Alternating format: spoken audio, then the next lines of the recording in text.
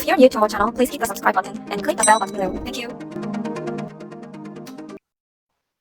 So we ask and now recognize Deputy Speaker Rodante Marcoleta of Sagip Party List to deliver the opening statement of those opposing the franchise application of ABS-CBN.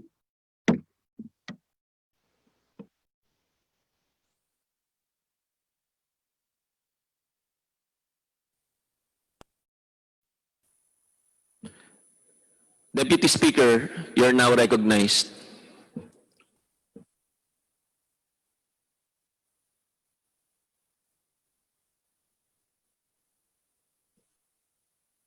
Meron po akong pin-repair na konti ring slide. Sana po maipakita muna bago ako magpatuloy. Pwede po, Deputy Speaker Marcoleta. Law, ibig sabihin batas. So kaya ginawa ang batas sa isang democratic country na kung nasaan tayo ngayon is para maging pantay-pantay ang lahat ng tao. Sa classroom may batas, bawal lumabas o bawal lumabas. Pero pag sinabing nag-comply ka na bawal lumabas, pero may ginawa ka sa pinagbabawal nila, inayos mo yung law ng classroom nyo at sinabmit mo ulit, ay pwede nang pala ikaw lumabas. Mr. Speaker, No. my distinguished colleagues, hindi po nag-comply sa batas ang ABS-CBN, kaya hindi po sila pwedeng lumabas at magpalabas. Those opposing the franchise application of ABS-CBN will show with clear and convincing evidence that ABS-CBN did not comply with the terms and conditions of its franchise, as well as our laws and the Constitution. In fact, they will show in the succeeding hearings of the Committee on Legislative Franchises that ABS-CBN deliberately and with impunity violated the conditions of its legislative franchise and more so of our laws and the Constitution. Matagal na po kasi ang mga aligasyong ito. Hindi mamatay-matay, lumulutang sa internet, nasa labi ng mga Pilipino. Hindi seryosong binigyan ng pansin. Bakit po? Tikom ang bibig ng may kakayahang magsiwalat nito dahil takot sa maimpluwensyang network na kayang sirain ng tao, kandidato man o hindi. Salamat at ganap na ninindigan si Speaker Alan Peter Cayetano at hindi inalintana ang mga tuligsa sa kanya at pinayagan niya na magkaroon ng patas, bukas at malawak ang pagdinig sa mga aligasyong ito katulad ng nagaganap sa araw na ito. Ang banggit nga po sa John 8:32 ay ganito, "And you will know the truth, and the truth will set you free." Violation of the Constitution. Number 1, franchise is longer than 50 years. Hindi na po dapat payagan itong pagre-renew ng prangkisa ng ABS-CBN. Dapat na pong isara ang pinto para sa kanila. Bakit po? Because the ABS-CBN has been using the airwaves for more than 50 years. 53 years today, to be exact. Our Constitution says that Congress can grant a franchise of up to 50 years only. Taong 1957, nang makuha ni Don Eugenio Lopez Sr., may-ari ng Chronicle Broadcasting Network o CBN, ang Alto Broadcasting System o ABS. Simula po noong 1967 ay naging ABS-CBN na po ang tawag dito dahil sa merger ng ABS at CBN. Kung susumahin po natin ang prangkisa nito simula noong 1967, ay 53 taon na po itong gumagamit ng airwaves magpahanggang ngayon. 63 years naman po kung susumahin natin mula po ng pagkakakuha ng CBN sa ABS noong 1957. The Committee on Legislative Franchises should not allow itself to be used by ABS-CBN to again circumvent the Constitution and violate the categorical 50-year limitation imposed on franchises. Hindi na po dapat buhayin muli ng Kongreso ang prangkisa ng ABS-CBN sapagkat ayon po sa ating saligang batas, ang buhay ng prangkisa ay hindi dapat lumampas ng 50 taon. EDSA Revolution. Siguro po may mga ngatwiran at sasabihin ng ganito. Sinara naman ng martial law ang ABS-CBN. Di po ba? Dapat huwag bilangin ang panahon na yon. Tanggapin po natin sandali na isinara nga ang ABS-CBN simula Setyembre 23, 1972, pagkatapos na ideklara ang martial law. Pero hindi po ba nagbukas din ito agad matapos na ito ay mabawing muli ng pamilya Lopez noong EDSA Revolution? Hindi ba't kulang-kulang 13 taon din po ang namagitan na panahon? So let's assume that we subtract 13 years from the 63 years that ABS-CBN has been in operation starting 1957 when CBN acquired ABS. Hindi ba't 50 taon din po ang magiging resulta? Ibig pong sabihin, tapos na at paso na pa rin ang prangkisa ng ABS-CBN with or without martial law. Hindi ba't sobra-sobra pa rin ito at lalabag pa rin sa ating saligang batas? Naging palasak nga noong panahon ng martial law ang kantyaw na tama na, sobra na. Subalit ang mahalagang tanong po ng taong bayan na hindi pa nasasagot magpahanggang ngayon ay kung paano biglang nabawi ng mga Lopez ang ABS-CBN mula sa pag-aari ng gobyerno pagkatapos maitalaga ang Cory administration. Sinulatan po noon ni dating Senador Lorenzo Tanyada ang Presidential Commission on Good Government na isoli na sa mga Lopez ang ABS-CBN kahit may arbitration pang nagaganap sa pagitan ng pamahalaan at ABS-CBN. Na i-turn over po agad ang istasyon ng ABS-CBN sa mga Lopez sa kabila ng wala pang pagtukoy sa tunay na pagmimay-ari nito ayon sa kautusan sa Board of Administrators na binuo sa Letter of Instruction number 1 ni Pangulong Cory Aquino. Sa ngayon po ay wala man lang mailabas na papeles tungkol dito ang PCGG. Nagbayad po ba ang ABS-CBN sa Administrasyong Cory Aquino? Nag-public bidding po ba? Bakit tila ura-urada at habang magulo pa ang lahat dahil katatapos lang ng EDSA Revolution, ay biglang napasakamay na muli ng mga Lopez ang ABS-CBN.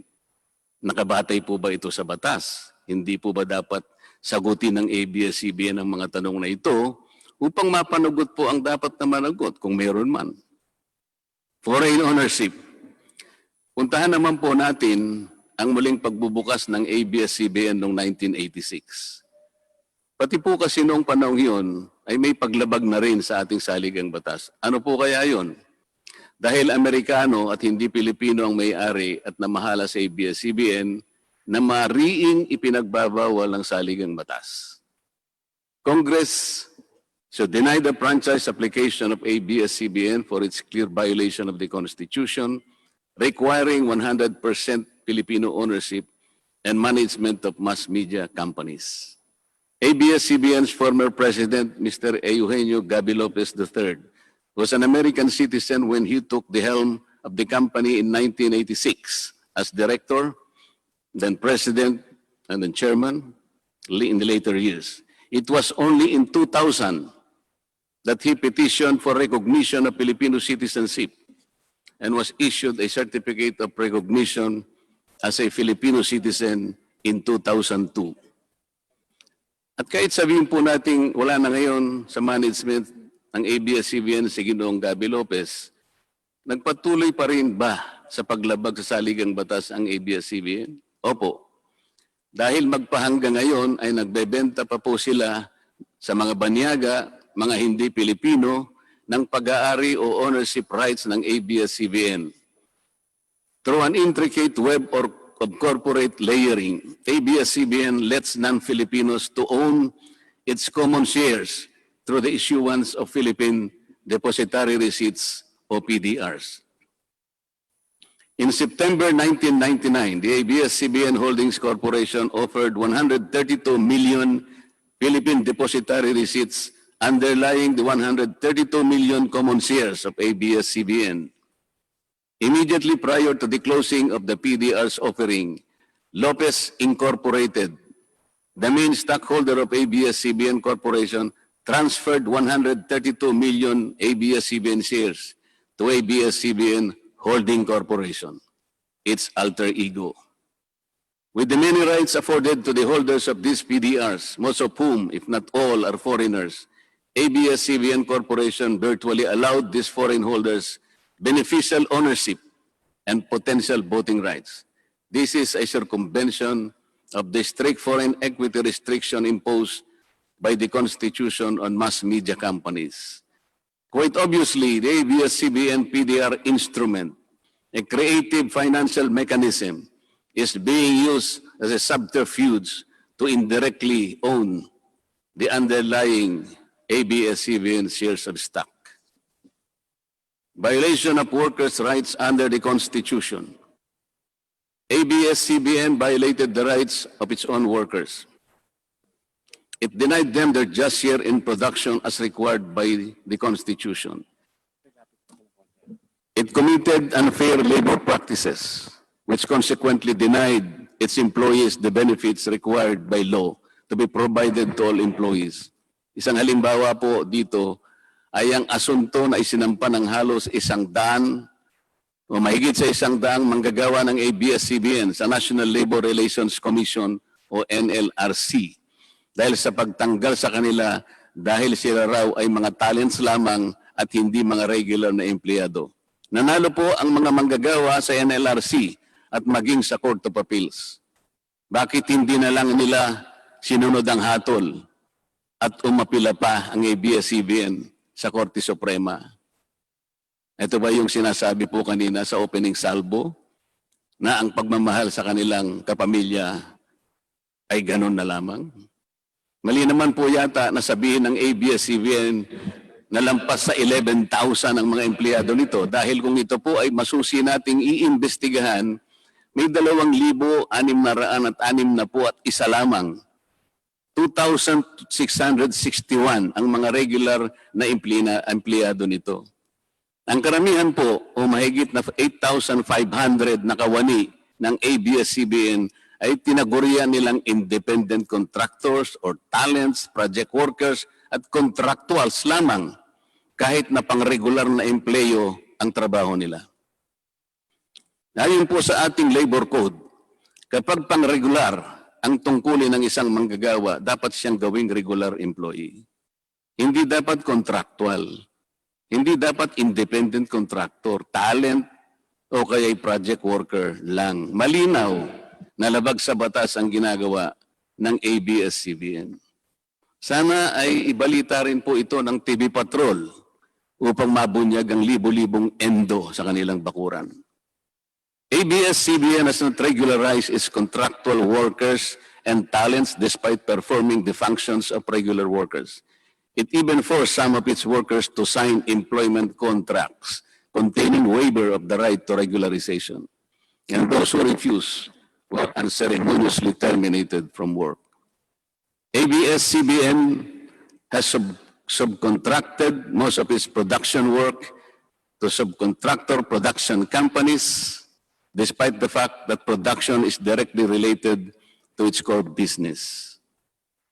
These production entities are paid minimally, whose workers obviously get lesser benefits and take-home pay compared to ABS-CBN's regular employees. And yet, the profit generated by ABS-CBN from its independent production companies appear greater than its expenses, especially those expenses that are even deductible for income tax purposes. Kung kaya't hindi po may kakaila sa publiko na napakarami ng labor cases na hinarap at haharapin pa ng ABS-CBN. Ang masaklap pa po dito ni hindi nagbibigay ng contribution ang ABS-CBN para sa benepisyo ng kanilang mga empleyado. Dahil po sa 2,661 lang ang regular employees nito, Ang mga ito lang ang may benepisyo. Ang iba po na mahigit 8,500 na nagtatrabaho sa ABS-CBN ay wala po ni katiting na government-mandated benefits na natatanggap katulad ng SSS, PhilHealth o kaya Pag-ibig. Kanina po sa opening salvo, narinig po natin na ang kanila pong isinasangkalan ay yung kanila pong mga kawani, mga manggagawa. Ang kongreso pong ito ay nakikidalamhati. Nalulungkot din po. Bakit naman po hindi? Kung pwede po nating ipaghalimbawa, sandali lamang po, ang ABS-CBN sa isang jeepney driver. Alam po niya na wala siyang prangkisa. Nagsakay po siya ng napakaraming pasahero. Yung mga pasahero naman po, bago sumakay doon, hindi naman niya tatanungin sa driver, Mamang driver, mamang chopper, kayo po ba ay may prangkisa? Yung rota po ba ninyo, pinapayagan yan? Wala pong nagtatanong na gano'n kasi mabilisan eh. Pare-pareho pong nagmamadali. Ano pong masita siya ng LTFRB? Gagamitin po ba ng driver na yon o nung taxi driver na yon o yung bus operator na yon? Kawawa naman po yung pasahero namin kung patitigilin mo ngayon. Meron pong pupunta sa ospital, meron pong pupunta sa trabaho, meron pong pupunta sa eskwela. Napakarami pong gawain itong mga taong ito. Ito po ba ang ibibigay po ninyong halimbawa? Hindi po ba dapat kayo muna ang kauna-unahan na nag-isip ng kapakanan nila? Ilagay ninyo sa magandang kalagayan ang pagpapatupad ng prangkisa ninyo at wala pong malalagay sa alanganin. Huwag po ninyong isasangkalan ngayon ang inyong mga manggagawa at kani-kanilang pamilya. Hindi po ganun. Sasagutin po ninyong aligasyon na ito, hindi po sa pamamagitan ng emotional appeal. If this indeed the true house of the people, the Committee on Legislative Franchises must side with the poor workers of ABS-CBN in denying its franchise, justice to them will be finally served, although ironically, this will also entail some sacrifice on their part. Political bias. ABS-CBN has been biased and partisan in favor of particular candidates and against certain candidates during the 2010 and 2016 presidential elections, contrary to the terms of its franchise and in violation of the Omnibus Election Code.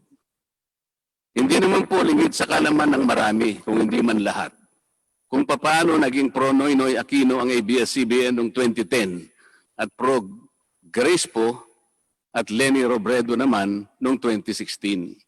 It is also a matter of record that ABS-CBN failed to air some of President Duterte's political advertisements during the 2016 campaign period despite receiving the payment for said political ads. Ang masakit po dito, kung hindi pa sila pinigilan ng korte sa pamamagitan ng isang TRO, ay nakahanda na palang ipalabas ng ABS-CBN sa bisperas mismo ng pagtatapos ng campaign period ng 2016 presidential elections. Ang mga anti-Duterte advertisements na binayaran ng isang dating senador. Sinadya ang timing para hindi bigyan ng pagkakataong makasagot pa si Mayor Duterte na noon ay kandidato bilang presidente. Mabuti na lamang at napahinuhod ng ang korte ng petisyon ni Speaker Alan Peter Cayetano na noon po ay Vice Presidential Candidate ni Pangulong Duterte at dagliang nag-issue ng TRO ang korte sa ABS-CBN. It is now a public knowledge that President Rodrigo Duterte and Speaker Alan Peter Cayetano expressed their disappointments over ABS-CBN's unfair reportings and meddling in previous elections. For those opposing the franchise application, hindi na po dapat payagan ng ABS-CBN na muling pakialaman ang politika sa ating bansa. Panahon na para ang taong bayan ang pumili ng mga namumuno na gusto nila at hindi ang napipisil ng ABS-CBN. Paalala lang po sa ABS-CBN, you are a broadcasting company, not a political kingmaker. Either you play ball or you play fair. Multiple channels in one franchise. Mga kababayan, inabuso po ng ABS-CBN ang kanilang prangkisa. Sa hindi nila may paliwanag na dahilan o maaari namang sinadya na gamitin ang kanyang prangkisa para sa isang channel lamang, pero gumamit pa ng ibang prangkisa ng telekomunikasyon na hindi naman pang broadcast upang mas kumita at makapagbenta sa pamamagitan ng maraming channels. ABS-CBN violated the terms and conditions of its franchise by offering its TV Plus boxes for a one-time fee but using the free-to-air signal authorized in the franchise granted by Congress at no cost to ABS-CBN. Tubong lugaw, ika nga. That this practice of ABS-CBN without permission from Congress or the National Telecommunication Commission is killing the cable industry, which depends on monthly-based subscription of its clientele.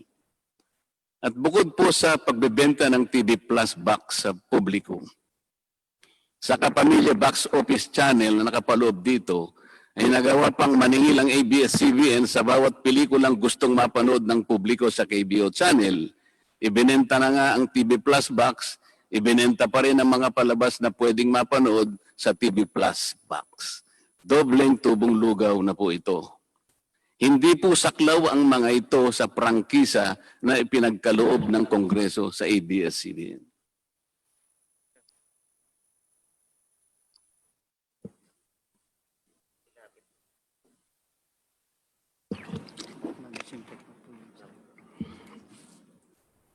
ABS-CBN, contrary to the terms and conditions of its franchise, operated this pay-per-view channel, otherwise known as the Kapamilya Box Office or KBO, without a valid permit from the NTC. And despite NTC's order to refrain from operating a PPB until the issuance of an appropriate guideline for the same, ABS-CBN continued its operation until the expiration of its franchise on May 4, 2020. Tax evasion. ABS-CBN also violated the terms and conditions of its franchise by engaging in tax avoidance schemes, which deprived the government of the much-needed revenue. It used its wholly owned subsidiary, Big Dipper Digital Content and Design, Inc., a PESA-registered company, as tax shield. Its main customer is ABS-CBN Hungary. And because of this unconscionable tax avoidance scheme, ABS-CBN alleged effective tax rate in 2018 was at negative 5%. This means that ABS-CBN managed to avoid paying taxes in 2018. Bakit po ang GMA7 na hindi naman kasing laki o kasing yaman ng ABS-CBN ay nakapagbayad ng buwis sa pamahalaan ng 1.6 billion pesos noong 2018? Samantalang ang malaalamat na ABS-CBN ay walang binayarang buwis. Bakit naman nakalibre ang ABS-CBN noong 2018 sa negative income tax nila na 84 million? Ibig sabihin po nito ay may tax credit pa ang ABS-CBN at ang gobyerno pa ang lumalabas na may utang dito. Wala pong pagkakaiba ito, mga kababayan. Sa isang taong nangutang sa tindahan, binigyan pa ito ng sukli. In 2019, ABS-CBN again did not pay its rightful taxes.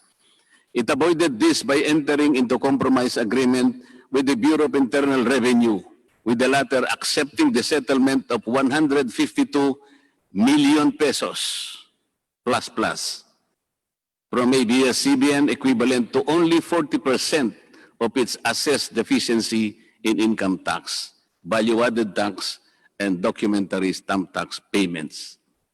But this is only one among the 4 other cases lodged by the BIR at the Court of Tax Appeals, all of which were also settled by compromise. Bakit po ganun?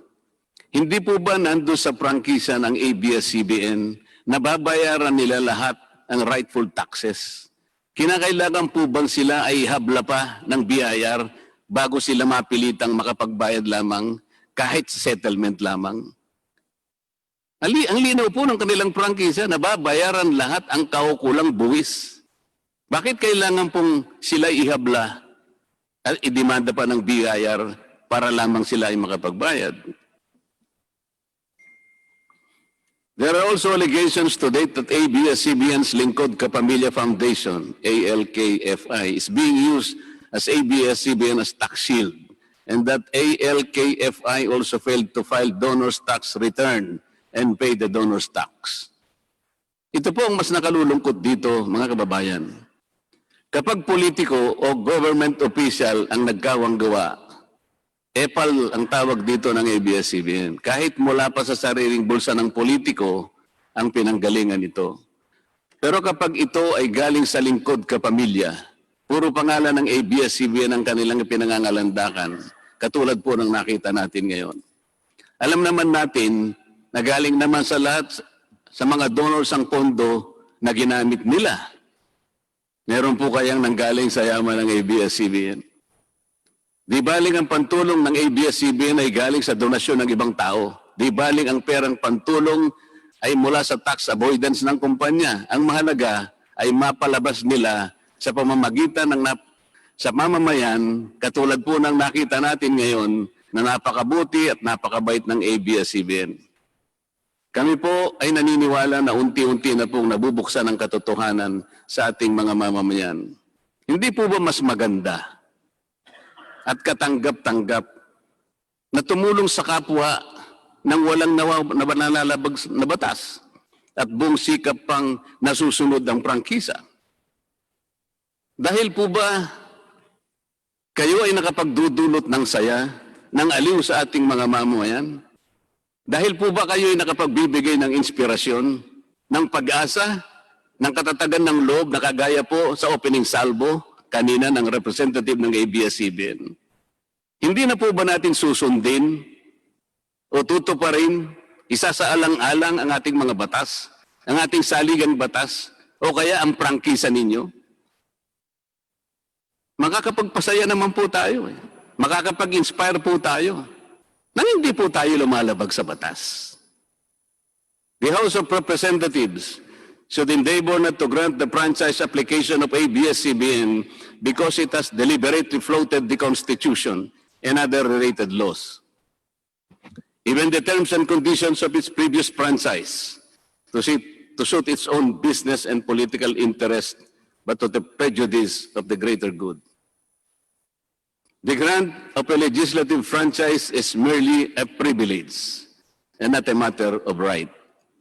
Congress has the exclusive constitutional authority to award, alter, or revoke this privilege when the common good so requires, as in this particular case of ABS-CBN. We believe that it is but right for the House of Representatives to deny this time the franchise of ABS-CBN for flagrantly violating the Constitution and related laws, even its own franchise, making it unworthy of the grant of this special privilege by the state.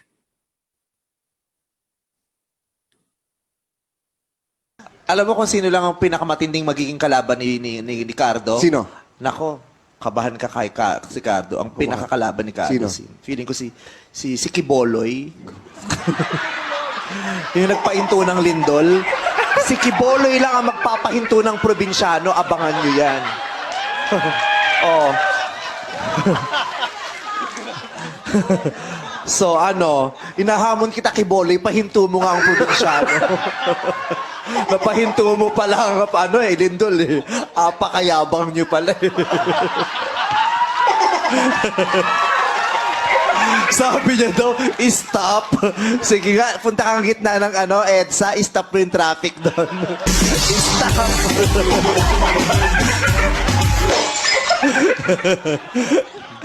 Iba ka, Kiboloy.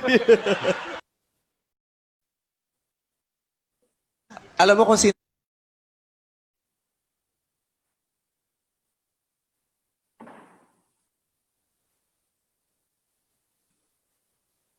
Kailan mo ba gustong mapa-stop ang probinsyano? Ikaw, magpili ka. Kailan mo gustong i-stop? 1 buwan, 2 buwan, 3 buwan, 4 na buwan? Ikaw. Baka sa 4 na buwan, hindi lang yung probinsyano may stop. Baka pati yung network mo, stop na yan. Mr. Speaker, ABS-CBN posed the challenge. Obviously, the challenge was accepted. There is no reason to complain. Maraming salamat po. Maraming salamat, DS Marcoleta.